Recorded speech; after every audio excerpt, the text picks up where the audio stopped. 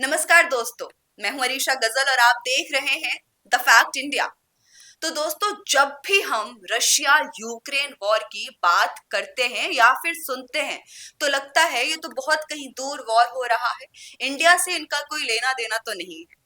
लेकिन अब ये इशू जो है वो सीधे सीधे इंडिया से जुड़ चुका है। क्यों? मैं आपको बताती हूँ। क्योंकि रशिया की तरफ से लड़ रहे एक इंडियन स्टूडेंट ने यूक्रेन में सरेंडर कर दिया है।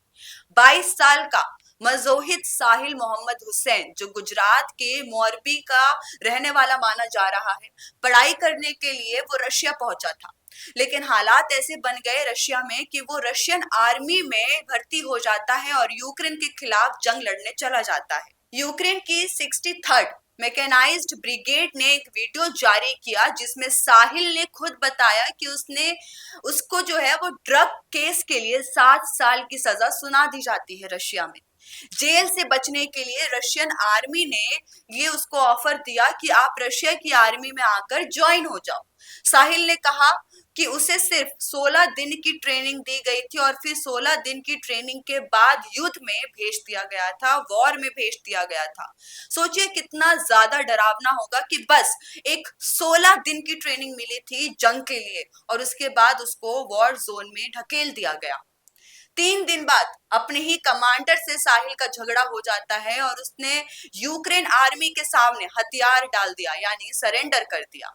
उसने साफ कहा कि मैं लड़ाई नहीं चाहता हूं, यानी मैं लड़ना नहीं चाहता हूं, मुझे मदद चाहिए। और अब वो रशिया वापस नहीं जाना चाहता है। अब दोस्तों, ये कोई आइसोलेटेड केस नहीं है, किसी से छुप के रहने वाला मामला ये नहीं है। मीडिया रिपोर्ट्स और ANI के मुताबिक रशिया ने कई देशों के लोगों को, यहाँ तक कि इंडियंस को भी जॉब या स्टडी का लालच देकर, पढ़ाई का लालच देकर अपनी आर्मी में भर्ती कर लिया। इंडियन गवर्नमेंट ने पहले ही रशिया से ये कहा था कि इंडियन को आर्मी में मत भर्ती करो जबरदस्ती, ये जो प्रोसेस है ये अपना बंद कर दो।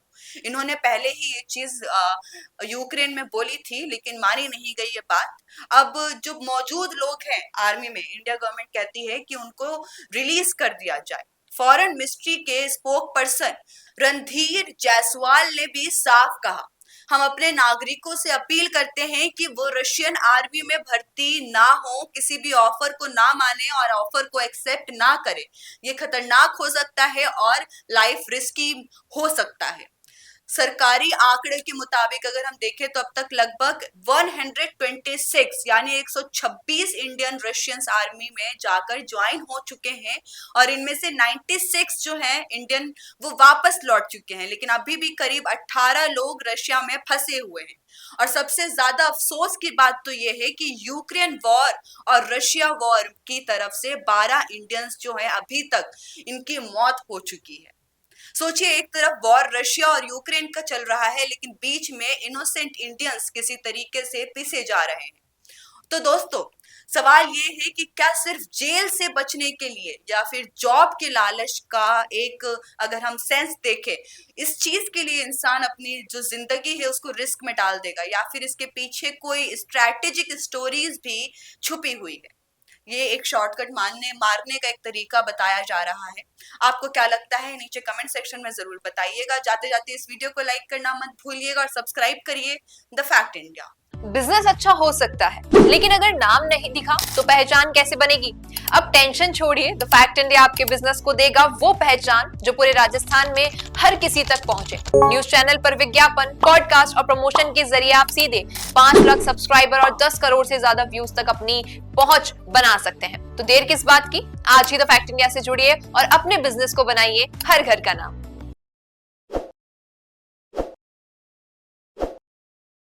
ताज़ा खबरों के लिए विजिट करें द फैक्ट इंडिया की वेबसाइट और डाउनलोड करें द फैक्ट इंडिया ऐप।